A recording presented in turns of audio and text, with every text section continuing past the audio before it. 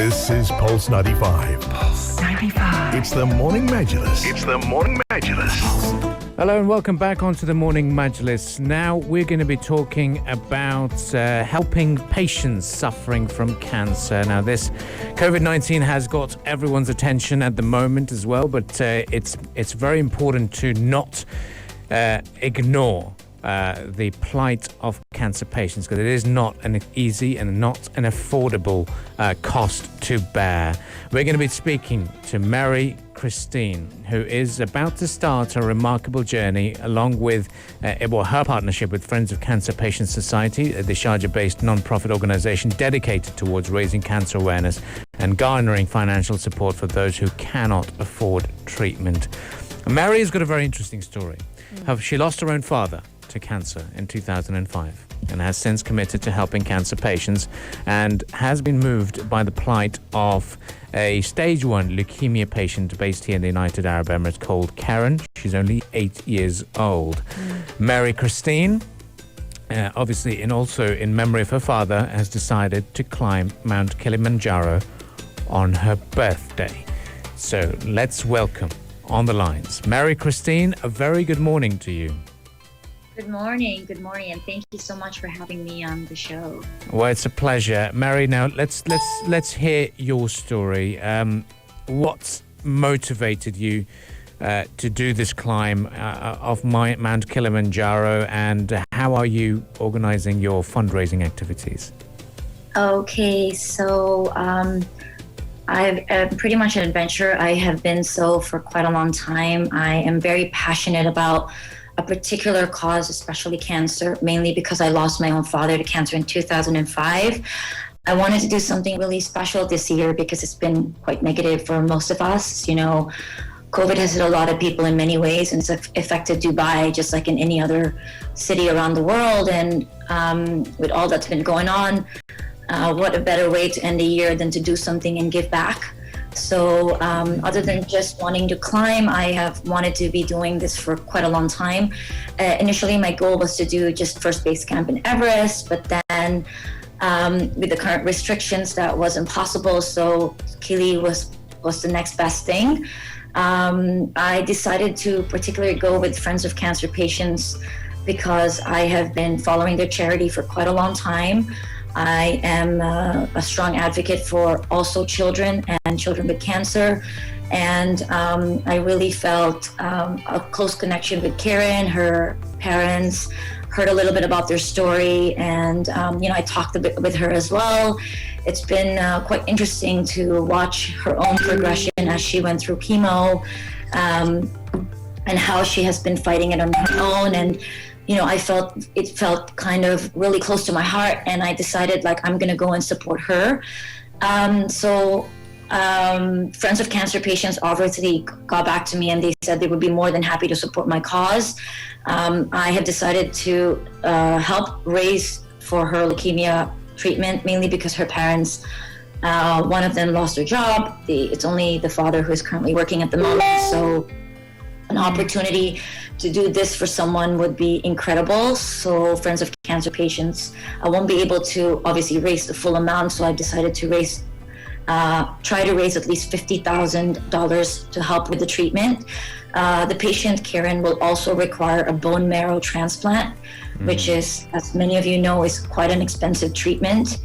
And if you only have one person in the family working at the moment with this current situation, it's not that easy. So this climb is really dedicated to her, mainly because other than the fact that it's my birthday, I just want to be able to support her, do everything I can for her.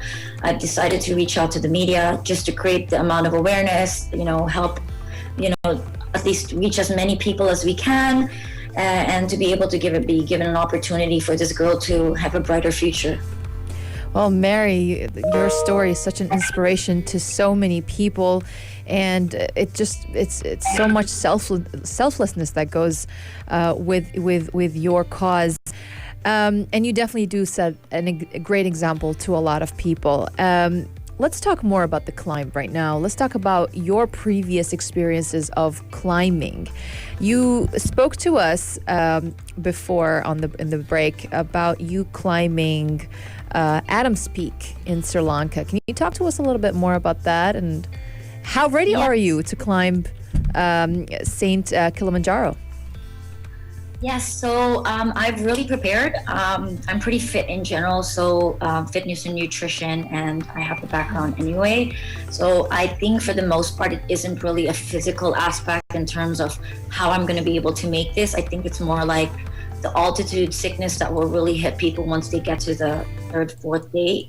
It gets tough on your legs, as anything. We're walking 8 to 9 hours a day, and on the final day, on summit day, we are going to be climbing probably about 8 to 10 hours in negative 10 degrees.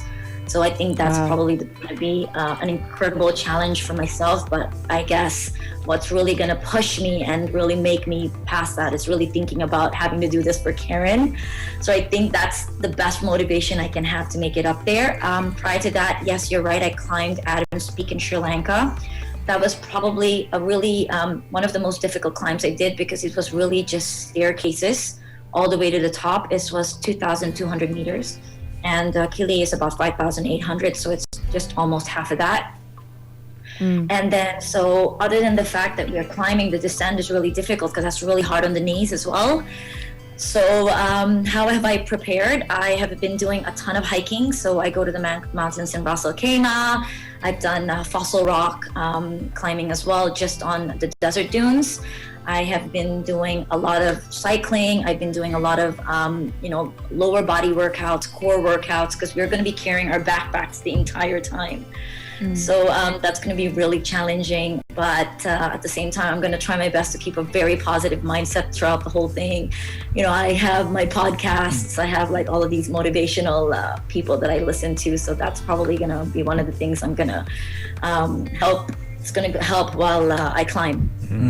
And pretty admirable the campaign that you're a part of and the awareness that you're raising as part of this climb. It might be too early to ask this question, but do you see yourself going to Everest or seeking that after you're done with Kilimanjaro?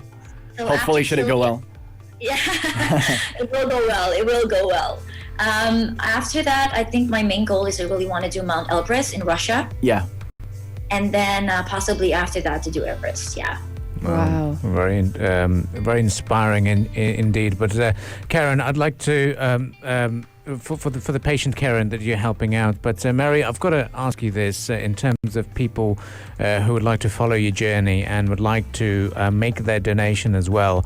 How can they do this, and how can they take part with this charitable endeavours of the Friends of Cancer Patients Society? Okay, so I'm just going to call out to everyone. It doesn't really matter how much you put in, how much you donate, because every single dollar and dirham counts in this endeavor. I have partnered up with Yalla Give, which is the Arab platform for donation.